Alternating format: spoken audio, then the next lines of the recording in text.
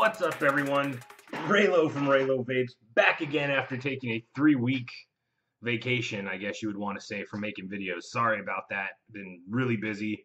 Expos in Vegas, doing stuff. The Goblin and all that stuff was real popular, answering a bunch of questions. Lost track of time. My apologies. Complete apologies. But anyways, let's get out of that.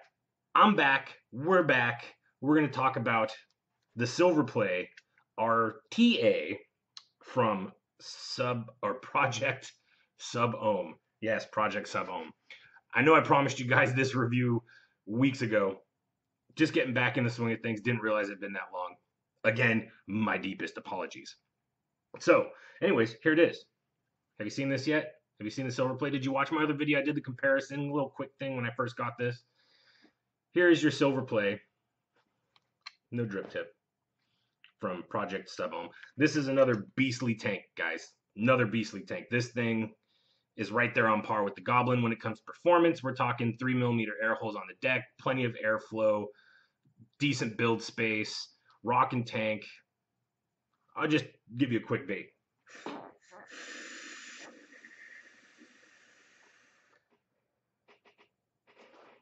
As you can see, plumes and plumes and plumes of vapor. Anyways, enough of me jibber-jabbing about this. Let's go ahead and dive up close real quick before I get into anything more. Show you this thing, take it apart, show you the build deck, show you all the pieces, all that good stuff, and then we'll come back and talk about it. All right, guys, so hold tight. Be right back.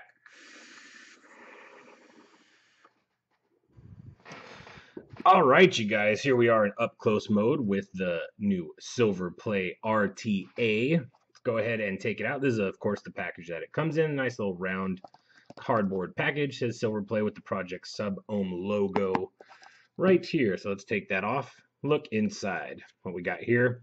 Here is the tank, and it comes with this little kit. Comes with a bunch of O-rings, red ones, black ones, extra screws, all that good stuff, and it looks like even an extra fill screw right on. All right, let's go ahead and take this bad son of a bitch out of here and take a look at it. So here is the Project SubOhm SilverPlay tank.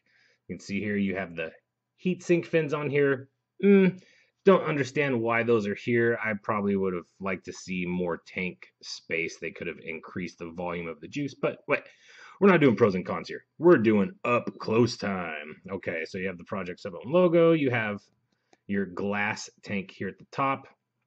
You have your 510 drip tip attachment area right here, and you can see nice big wide open chamber.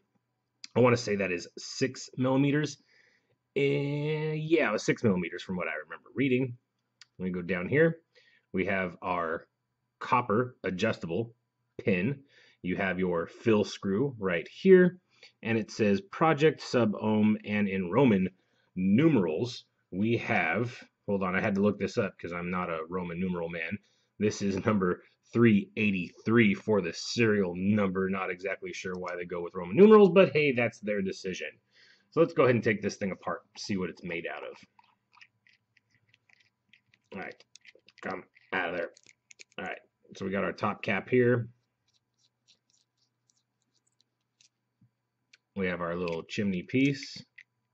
I'm actually going to screw that back on there real quick so I can show you here. We have our little miniature glass portion, fairly thick. It's a fairly thick glass piece here, which is nice. It's going to be a little bit harder to break, but there's that. Then we unscrew this bottom metal portion. This comes off here. You can see the little red O-ring inside there. Very nice machining. Everything's well done. Threads are all nice. So now we have our chimney here. All right. So they do say that you can fit K-Fun parts on here. The main thing that you're going to need is a chimney top from that K-Fun attachment, because this will not fit a basic K-Fun attachment add-on. So that was one thing with this. But nice, big, healthy chimney area, which is a good thing and could also be a bad thing. Of course, these two pieces, as you saw earlier, come apart. All right. Again, all the threading, everything like that works very, very nice. So here is our deck. Let's zoom in extra close here. Okay, so here's our deck. You have your negatives down here at the bottom. You have your positive block up here at the top. Sheening is pretty good here.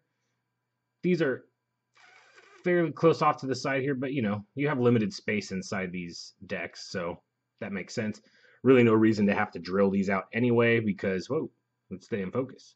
You're not going to really need to drill these out because you're probably only going to go up to maybe 24 gauge on these when you're building coils. So you have your insulator there. You can see the insulator. I'm not exactly sure what this insulator is, as it doesn't say anywhere. Hopefully it's a peak insulator. That would be nice, but it's really hard to tell just by looking at it.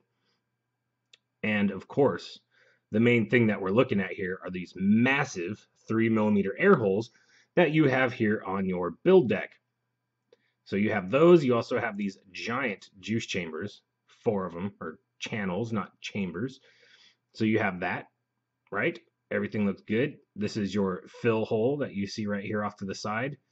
And here on both sides of the negative, inside and outside of the negative, you have 2 extra little air holes, I guess to increase a little bit more airflow. I didn't really notice a difference per se, comparative to like the Goblin, which also has the 3mm air holes on the deck. I technically got more airflow from that than this, but that could also be because you're restricted by the airflow down here at the bottom. Okay, as you saw, you got Phillip head screws. It's very nice.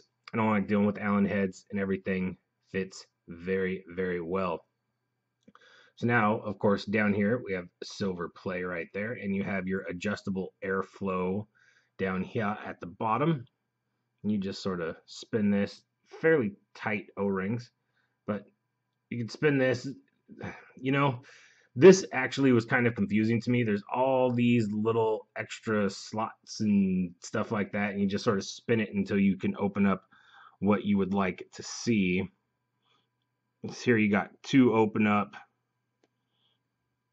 You turn it to this one, you got the smaller holes, and now you got this one's kind of partially open, but this one's open, that one's partial. I don't know, that design feature kind of threw me off. A little bit more straightforward airflow, maybe just for me, maybe I'm just dumb, I don't like to think that much, but I don't know, that kind of meh, but it works. You have the decent airflow, and of course, this is what matters the most, is having the airflow right here underneath your coils. All right, so yeah, that's that. That is the up close with the new SilverPlay by SubOhm Creations. Let's go ahead and go back into regular mode, vape on it, talk about it, give you the pros and cons, price, and all that good jazz. So hold tight, we'll be right back. And we're back. So there you go, you got to see the up close, take it apart, all the insides, the posts, the holes, all the airflow, the ring, the glass, the fins, and all that good stuff. So anyways, let's go ahead and talk about this a little bit, huh? So I'm going to go ahead and read this from VaporDNA, because they have a nice list of everything that is on this, more than I could probably just tell you off the top of my head. Anyways, it's made from 304 stainless steel. It's 22mm in diameter, so it's going to fit like that. I'm ruining my box model already. It'll fit on any of your 18650 22mm tube mods and sit beautifully flush. Let's see what we got here. Even with such sophisticated internal design, the SilverPlay can hold an outstanding 3 mils of juice. It's not really outstanding, but it does hold 3 mils of juice. Let's see, we got the top 3-layer heat fins, which are there to cool down the hottest vape. We're vaping on tank, people. We're vaping on tank. Doesn't get that hot. It already has to travel a decent amount up. It looks nice though. You know, heatsink fins. Not necessary, but they're there. It's a little design feature. Whatever. We got glass and stainless steel barrel construction to give you that peak window to look through, have your juice level to service protection to the glass.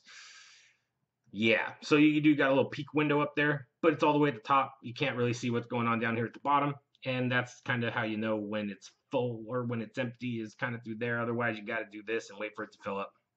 But it's there. All right, let's see. We got the chimneys, two-piece design, top chimney opening 6 millimeters in diameter to increase cloud flavor production. We got, due to the incredible air vacuum system we put in place, SilverPlay is leak resistant. I agree with that. Haven't had any leaking issues with this at all. So do agree with that. We have the base is a 4-post design, which you guys already saw, with the split center post for ease of build. Center post to raise slightly to shorten the distance between the coils and the top chimney, and the resulting flavor is amazing. And vapor production. So yeah, you do have that. Top's a little bit higher than, or the positive is a little bit higher than the negative, so it does make it easier to install. Don't know how that helps with flavor, but hey, it's there. That's how it works. You have the 4 deep juice channels, which you guys saw.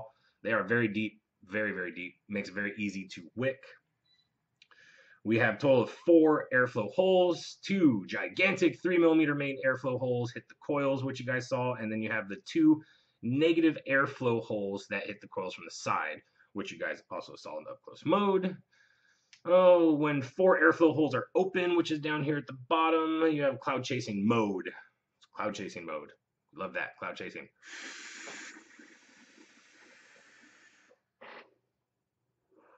Chase that. It's good.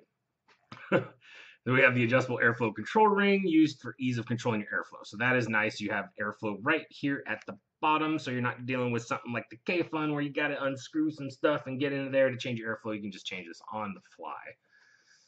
Oh, what do we got here? Negative poster milled into the deck. Yes, we have an adjustable copper 510 connection to ensure the perfect fit on most mods to increase conductivity. Yes.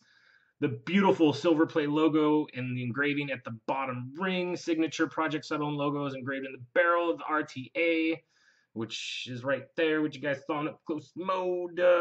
Comes with Signature Project SubOhm packaging, elegant and presentable. 100% designed, engineered, developed solely by Project SubOhm. So yes, this is Project SubOhm's SubOhm. That's their tank. This is it. They made this themselves. So that's what they have to say on VaporDNA.com, which is, of course, where I bought this from. Let's see. Since I'm already talking about VaporDNA and where I got it from, on their website, it does sell for $39.99, which is a very reasonable price. $40 for an awesome tank that is SubOhm capable. I have this built right now at a 0.3. So it's like a point. Bounces around on this, but I'm going to say it's probably like about a 0.3 to a 0.35 is what we have built in here. If you want to see this, I do the build before I do all this stuff. So if you stick around for the up close build portion of this, you'll see exactly this build that I'm using at this very moment. So yeah, there we go. That is the info that they have here and the price that they have for the Project SubOhm SilverPlay RTA. So let's go ahead and give it a vape real quick, and then we'll give you the pros and cons. Or I'll give you the pros and cons, not Will. There's no one else here with me right now.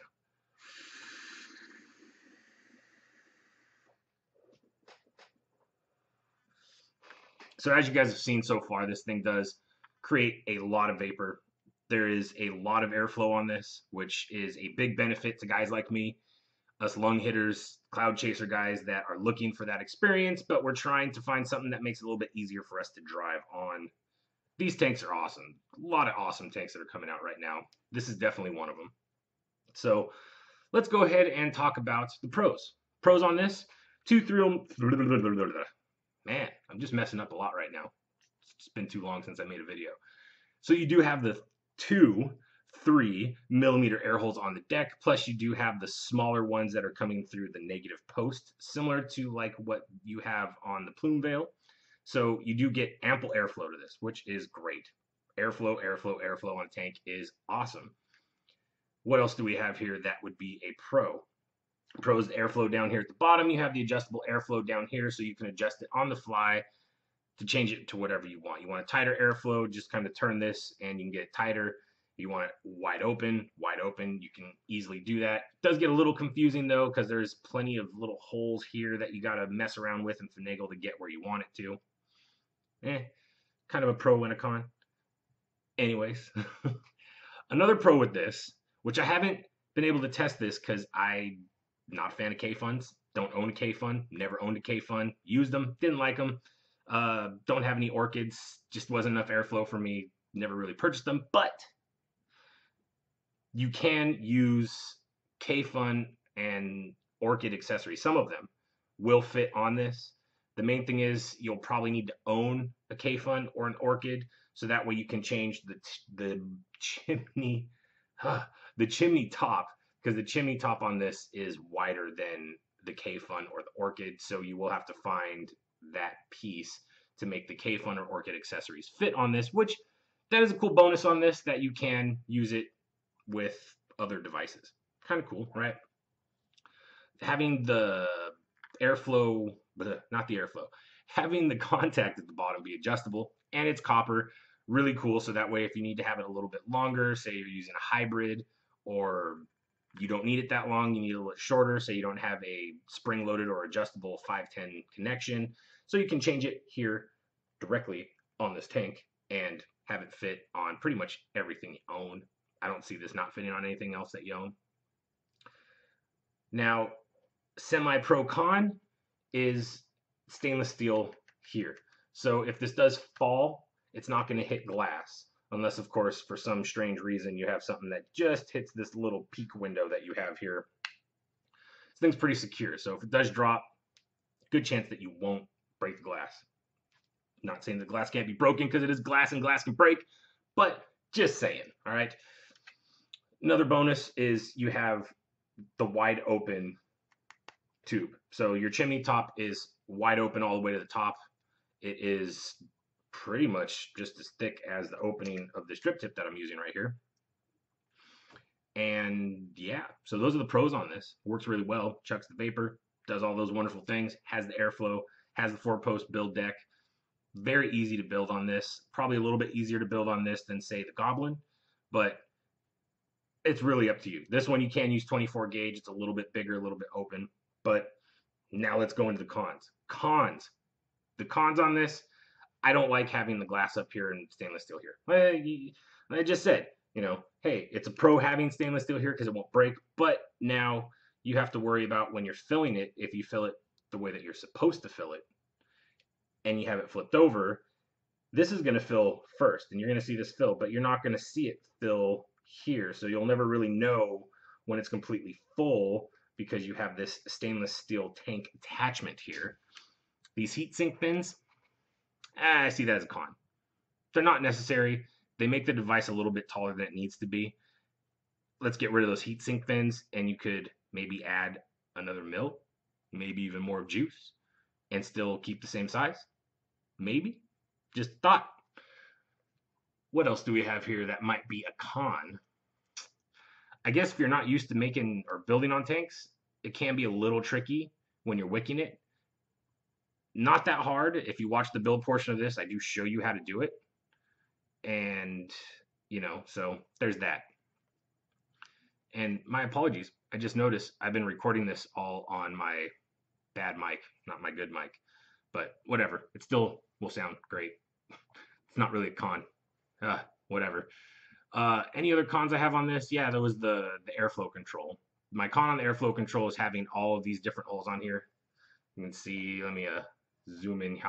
So you have all these different airflow holes to set up different configurations. Can be a little tricky, I guess, trying to figure out which ones you want lined up, but I vape it completely open. So I get the 4 holes completely wide open and vape on it. But really, those are the only cons I have on this. So you kind of judge from that on yourself. Personally, for me, I like the Goblin, but again, I am biased. I do like UD's products. I do review a lot of UD's products, but I did get a little bit more flavor on that one.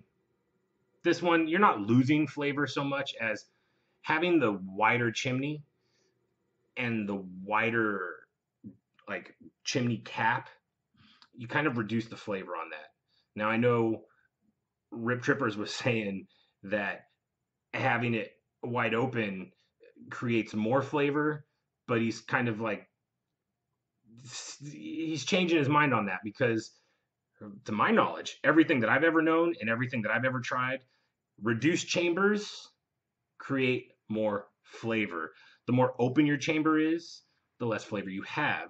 So since this is a little bit more of an open chamber, open deck with a wider chimney cap, you do get a little bit less flavor. It's not crazy. You're not going to vape this and be like, where'd my flavor go?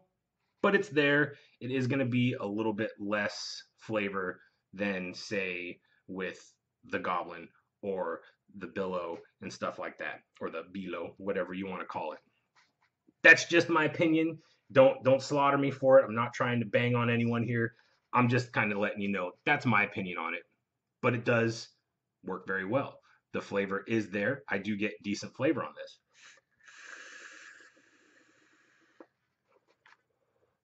So technically, I really can't knock this tank at all.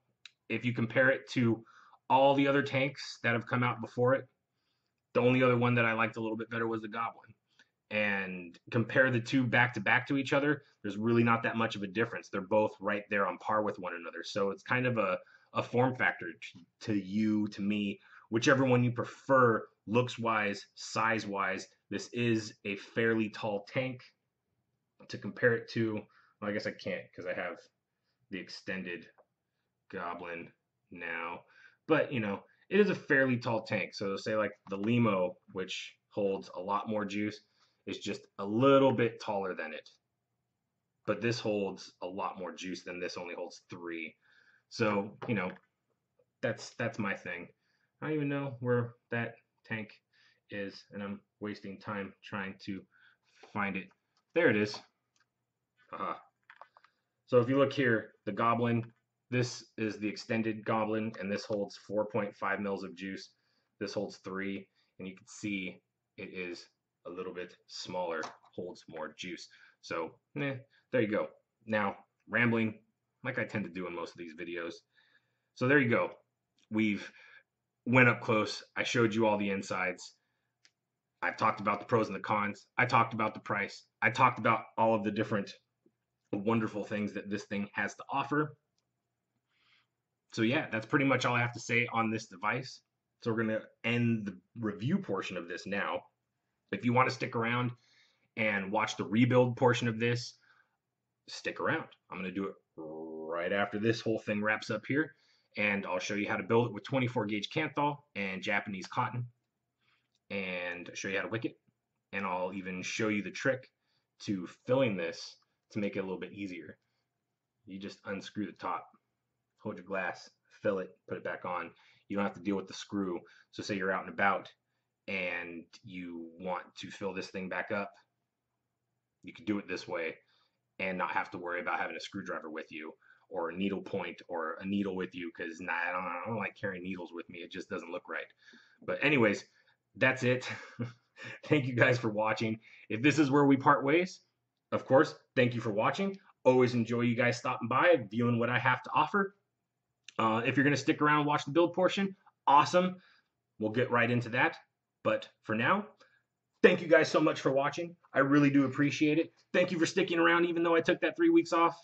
Yeah, but I'm back. I'm going to go ahead and bust out a bunch of videos for you guys this weekend so that way we can get this ball rolling again. All right, you guys. So thank you so much for watching. Hopefully you guys picked this up. You enjoyed as much as I've enjoyed it. And as always, you guys, vape on. All right, you guys. Thank you for sticking around for the build portion of this video. Of course, here is the deck of the Goblin. I have some 24 gauge Kanthal that I'm going to be using for this. And of course, like my normal tools, I have my 3/32 Allen wrench. I have a pair of ceramic tweezers, which is a new addition to my little toolkit. So let's go ahead and get this thing started. So basically what I'm going to be building here is a 8-wrap Kanthal coil. So just like your basic macro coil. So let's go ahead and start this off here. 1, 2, 3, 4. Ooh, that's ugly. 5, 6, 7, and 8. And as always, I always back off that first wrap because it's always ugly. Hopefully I kept that on camera since I was staring at that and not the video. Okay, so there we go. And of course, you know, they don't look that sweet right now, and we will tighten them up. That's what these are for. So let's go ahead and take a look at this. So the way that you want to build on the SilverPlay here. Let's go ahead and cut that extra. Because the way that they did this with the positives being a little bit higher than the negative, so of course you want your negative lead to be the bottom, you want your positive lead to be the top, and it just fits perfectly. So you would feed into the positive, one into the negative, and you can see here it's off-centered. We need it to be centered. It needs to sit directly above this airflow point. So we'll back off just a hair, just to give me some room to kind of tweak this coil over and go ahead and tighten up these screws.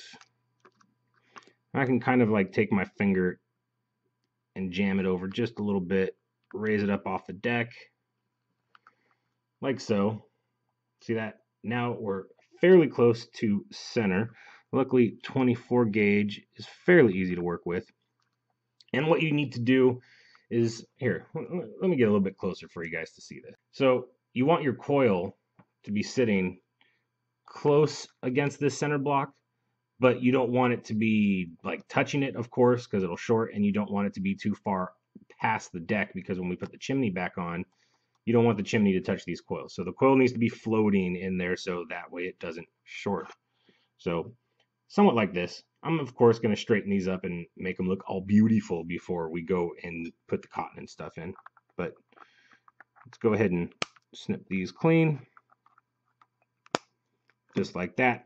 I'm going to go ahead, oh, sorry, blurry. I'm going to go ahead and do the other coil off camera, install it off camera, so that way you don't have to sit there and watch me do the exact same thing over and over again. All right, be right back. Okay, so here we go. I got both my coils sitting on here. Of course, this one came out a little bit cleaner because I was able to do it off camera. Building on camera is pretty difficult, people.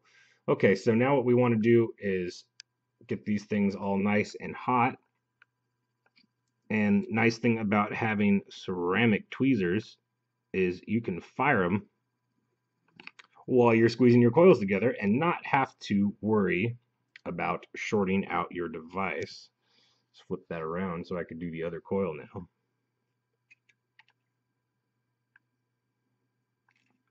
This makes it very easy to fine-tune your builds.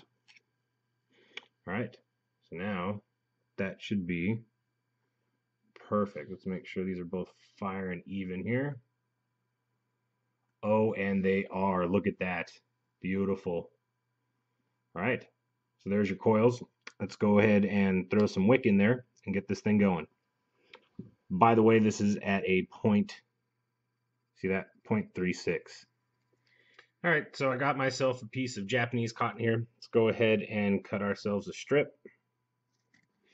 And we'll take that strip, go ahead and cut that in half. Now you just go ahead and, I'm sure you guys have seen this a million times, but if you haven't, I'll show you anyway. Twist the one end, go ahead and pull it through. And if it's a little tight, just kind of tug it back and forth until it breaks up the fibers and moves with just a little bit of resistance inside the coil. Just like so.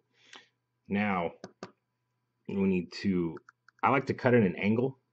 So I'll start right at the coil and cut down at an angle just like that. And see, this is the tricky part. This is the part that everyone, this will make or break a tank right here, is how easy it is to wick. And this one is not too difficult. You just need to, oops, sorry, hit the camera. Oh, I hit it again. What is wrong with me? Sorry guys, I'm rusty. It's been almost a month since I made a video. I don't know what's wrong with me. Okay.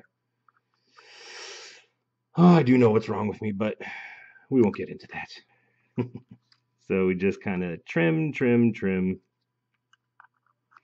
You can leave a decent amount of cotton in those channels, but less is more. Less is more, my friends. Less is more. I'm not going to make you sit here and watch me do this whole entire thing. Be right back. Okay, so here we go.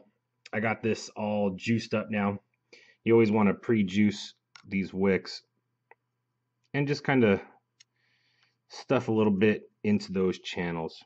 You can see it's not too crazy here because you got these big juice channels. You can fit a fairly decent amount in there. I might have cut this one a little too short, but here's one cool thing you can always do.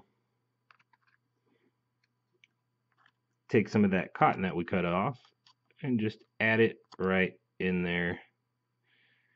So that way we don't end up flooding it out while we vape on it, right? All right. So let's go ahead and give you a close-up look at this. Oh, just dropped my bottle of juice. Pulling it twisted. All right. There you go. You can see here, not the prettiest, right? But it doesn't need to be. We're not going to be seeing this too much. As long as it works, that's all that matters. So we got a decent amount of airflow right here. So we still got some air coming through here to the coil on both sides. It's a little high up, but that's fine. That's what we want. Next thing we do is we go ahead and slide that base on there. Screw that down. One thing I did off camera that you didn't see before I put the wick in is I tested it with the coils and I screwed it on just to make sure that my coils were not touching the insides of this wonderful chimney cap. So let's go ahead and throw the top of the chimney back on there. Just like so. Take our metal piece, we screw that on there just like so. Take our glass piece and put this on here. Now I'm going to show you something. Well, okay. There's two ways of filling this, people. There's the way that you're supposed to fill it, and then there's the way that I like to fill it. Technically, you fill it through this screw hole right here. You can do that. It's fine and dandy. But I have an issue with that, of course, like I talked about in the video.